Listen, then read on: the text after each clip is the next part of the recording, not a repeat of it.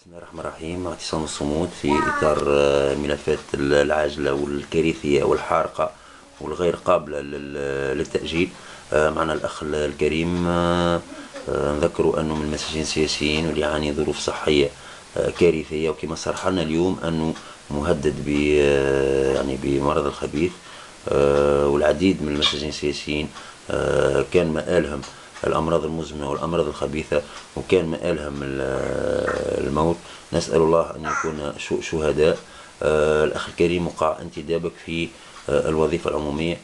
شنو ترى أنه انتداب في الوظيفة العمومية يحلل لك مشاكلك الاجتماعية، يحلل لك مشكلة السكن، يعالج لك حالتك الصحية، يخفف لك من ألامك، يرد لك الاعتبار.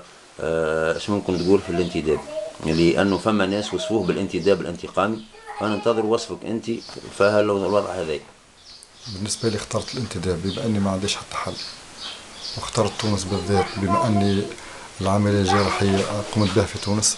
العملية الجراحية هذه قمت بها في تونس بحكم أني نتردد تقريبا في الأسبوع 3 مرات على طبيب حتى فهمت.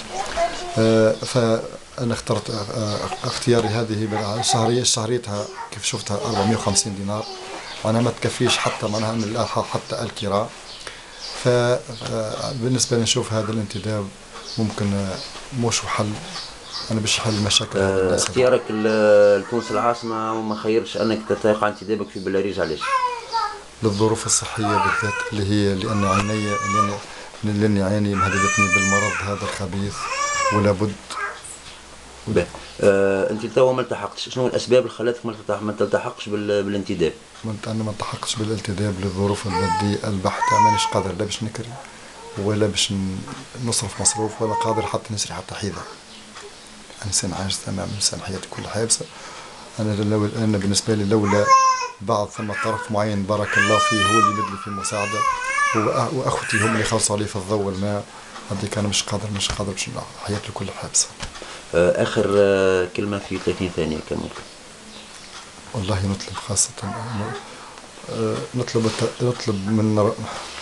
نطلب من الله سبحانه وتعالى أن ينظر إلي نظرة الرحمة والشفقة والمحبة، وأن يثبتنا وأن يرحمنا وأن يسترنا ويستر هذه البنات الصغيرات والزوجة.